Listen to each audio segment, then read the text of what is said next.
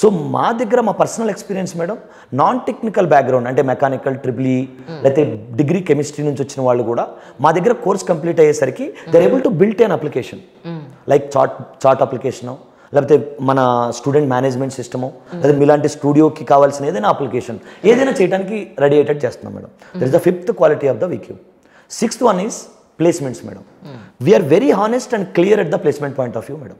If you follow this all core values, you will be perfect in terms of subject. If you are perfect, we are sending you to the interviews. మాకు దీనికోసం ఒక placement team ఉంది, నాకు నేను చెప్పినట్టుగా మీకు.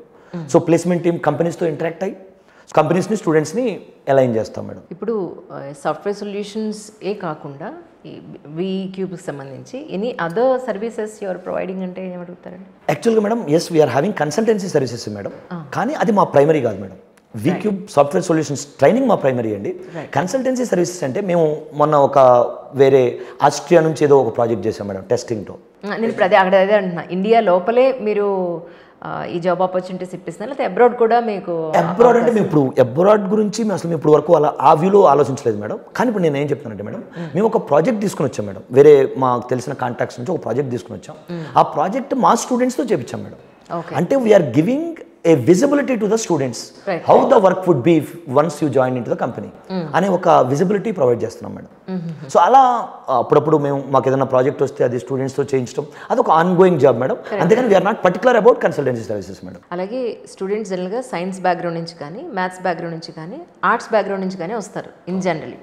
So ఇలా ఎవరికి ఎక్కువ అడ్వాంటేజ్ అయ్యే అవకాశం ఉంటుంది ఇందులో? ఆబ్వియస్గా మేడం ప్రియారిటీగా మాట్లాడుకుంటే మనం కంప్యూటర్ సైన్స్ వాళ్ళని ఏ కంపెనీ అయినా ఫస్ట్ ప్రియారిటీ ఇస్తుంది మేడం. Is it? ఇప్పుడు బీకామ్ కంప్యూటర్స్ ఉంది, బిఏ కంప్యూటర్స్ ఉంది, బిఎస్సి కంప్యూటర్స్ కూడా ఉంది. Yes madam. కంప్యూటర్ నాలెడ్జ్ ఉన్న వాళ్ళకి ఫస్ట్ ప్రియారిటీ ఉంటుంది మేడం జనరల్గా. తర్వాత నెక్స్ట్ మ్యాథమెటిక్స్ అండ్ మీరు అన్నట్టు సైన్స్ గ్రూప్స్ నుంచి వచ్చిన వాళ్ళకి. ఎందుకంటే ప్రోగ్రామింగ్ అంటే మేడం అంటే మళ్ళీ ఇక్కడ coding technologies non coding technologies రెండు ఉన్నాయండి. ఇప్పుడు మీరు పైథాన్ జావా అనుకుంటే కోడింగ్ మేడం. నాన్ కోడింగ్ అంటే ఇప్పుడు డెవాప్స్ కానీ పవర్ బిఐ కానీ లేకపోతే టెస్టింగ్ కానీ ఇవన్నీ నాన్ కోడింగ్ ఆపర్చునిటీస్ ఎక్కువ ఉన్నాయండి. కోడింగ్తో ఉన్న ఆపర్చునిటీస్ జనరల్గా మనం టర్మ్స్లో మాట్లాడుకుంటే మేడం కోడింగ్ ఆపర్చునిటీస్ ఎక్కువ ఉంటాయి మేడం. ఎందుకంటే ఒక అప్లికేషన్ డెవలప్ చేసిన తర్వాత non coding things will come in to picture. ఇప్పుడు ఒక డెవలపర్ సాఫ్ట్వేర్ని తయారు చేస్తే దాన్ని టెస్ట్ చేయడానికి పీపుల్ కావాలి, దాన్ని డిప్లాయ్ చేయడానికి పీపుల్ కావాలి. అండ్ మీరు ఒక ఫేస్బుక్ లాంటి ఒక పెద్ద అప్లికేషన్ తీసుకున్నారనుకోండి madam, to develop that we need more people. Test చేయడానికి ఒక సెట్ ఆఫ్ పీపుల్ కావాలి, నాకు కాదనట్లేదు, కానీ దీనికి more number of people, develop చేయడానికి మోర్ నెంబర్ ఆఫ్ పీపుల్ కావాలి మేడం, డిప్లాయ్ చేయడానికి some set of people. So మీరు ఆ పాయింట్ ఆఫ్ వ్యూలో చూసుకున్న డెవలప్మెంట్కి ఆపర్చునిటీస్ ఎక్కువ ఉంటాయి మేడం జనరల్గా. టోటల్గా ఇప్పుడున్న నిరుద్యోగులు ఎవరైతే ఉన్నారో ప్రస్తుతానికి రకరకాల స్ట్రీమ్లు, వాళ్ళు డిగ్రీలు అయిపోయి ఉండొచ్చు, పీజీలు అయిపోయి ఉండొచ్చు, మాస్టర్స్ అయ్యి ఉండొచ్చు, ఇలాంటి వాళ్ళందరికీ కూడా ఇటు సాఫ్ట్వేర్ సైడ్ రావాలి అని అనుకున్న వాళ్ళందరికీ మీరు చెప్పాలనుకున్న పాయింట్ అంటే ఏం చెప్తారు? ఎస్ మేడం, ఇది ఒక రియల్ ఎగ్జాంపుల్తో చెప్తాను మేడం. సో మాకు మొన్ననే ఒక రీసెంట్ ఒక 2-3 months బ్యాక్ మేడం ఒక అమ్మాయి 2018లో ఆవిడ బీటెక్ కంప్లీట్ చేశారు ట్రిపుల్. సో ఆవిడ మన సచివాలయం, ఆంధ్రప్రదేశ్లో సచివాలయం జాబ్స్ ఉన్నాయి కదా మేడం, అందులో ఆవిడ సెలెక్ట్ అయ్యి సచివాలయం జాబ్ అవుట్ చేస్తుంది madam. But she is passionated to come in to the software industry madam. So ఆవిడ మమ్మల్ని అప్రోచ్ అయ్యి మా దగ్గర ట్రైన్ అయింది madam.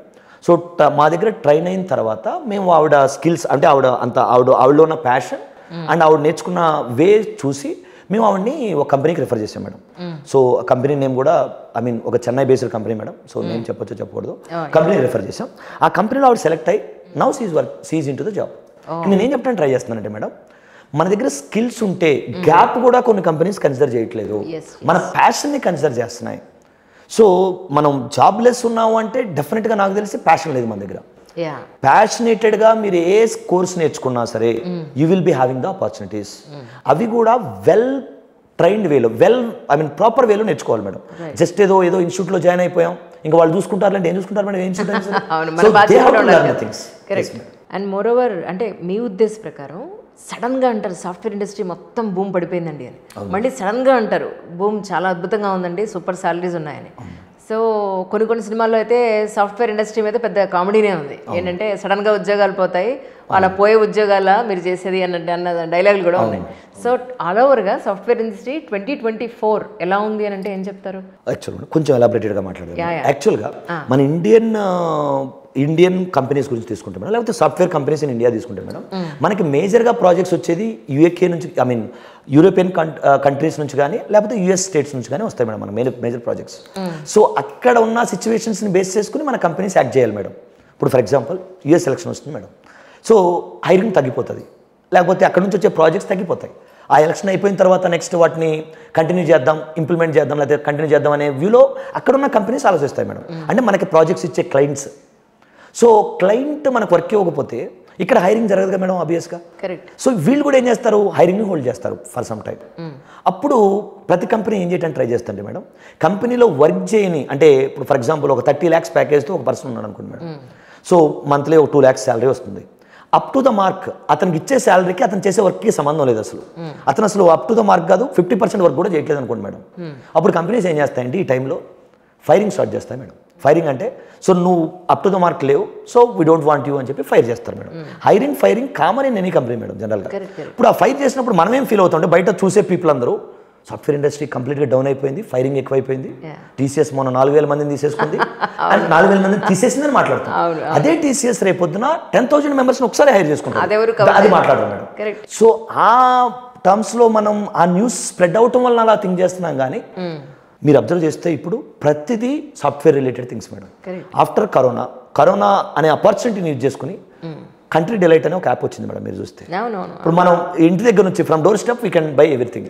Swiggy became more famous, Uber became more famous. ఎందుకు మేడం ఇవన్నీ చిన్న చిన్న అప్లికేషన్స్, ఒక రకంగా చెప్పాలంటే పెద్ద అప్లికేషన్స్ కూడా కాదు. సో మీరు అబ్జర్వ్ చేస్తే we are moving towards complete digitalised world madam. So ఈ వరల్డ్లో గ్యారంటీగా చాలా అప్లికేషన్స్ కావాల్సి వస్తాయి. అప్లికేషన్ డెవలప్ చేయాలంటే పీపుల్ కావాల్సి వస్తారు, స్కిల్డ్ పీపుల్ కావాల్సి వస్తారు. If you are ready with your skills then you will be having the opportunities.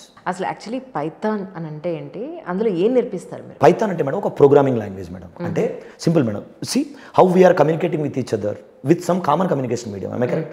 అంటే తెలుగులో కానీ ఇంగ్లీష్లో కానీ మనం కమ్యూనికేట్ అవుతున్నాం మేడం. అలానే కంప్యూటర్తో కమ్యూనికేట్ అవ్వాలనుకోండి మేడం, కంప్యూటర్కి మీకు మధ్యలో కూడా ఒక కామన్ కమ్యూనికేషన్ మీడియం ఉండాలి. ఎందుకంటే మీరు ఒక చిన్న సింపుల్ ఇది మాట్లాడితే కంప్యూటర్ మీద మనం డిపెండ్ అసలు computer became a part of our life. కంప్యూటర్తో ఇంటరాక్ట్ అవ్వకుండా అసలు ఏం జరగట్లేదు మేడం. కంప్యూటర్ ఇంటరాక్షన్ మళ్ళీ 2 ways ఉంటాయి. ఎవరో క్రియేట్ చేసిన అప్లికేషన్ మీరు యూజ్ చేసుకోవటం, లేకపోతే మీరే ఒక అప్లికేషన్ క్రియేట్ చేయటం. మనం ఇప్పుడు సెకండ్ పార్ట్లో ఉన్నాం మేడం.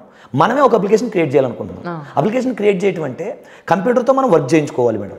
సో అంటే కంప్యూటర్తో వర్క్ చేయించుకోవాలంటే కంప్యూటర్ క్లియర్గా స్టెప్ బై స్టెప్ ఇన్స్ట్రక్షన్స్ ఇవ్వాలి. ఎందుకంటే కంప్యూటర్కి ఏం తెలియదండి, it's a kind off white paper. మీరు ఏం రాస్తే అదే స్టోరీ.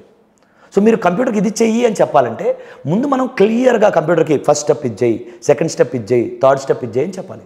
అంటే కంప్యూటర్కి అర్థమయ్యే లాంగ్వేజ్లోనే చెప్పాలి. కంప్యూటర్కి అర్థమయ్యే లాంగ్వేజ్లో ఒకటే పైథాన్ మేడం. మేము పైథాన్ తీసుకుంటే అంటే ఆ వర్క్కి అవసరానికి తగ్గట్టుగా అందులో ఏమేమి ఉండాలని మన ఇన్పుట్స్ అక్కడ ఇస్తే అది ఫాలో అవుతుంది. అంతే మేడం, సింపుల్ మేడం. కంప్యూటర్కి చెప్పేస్తున్నాం మనం, కంప్యూటర్కి బ్లైండ్గా మీరు చెప్పిన ఇన్స్ట్రక్షన్ ఫాలో అవుతుంది మేడం.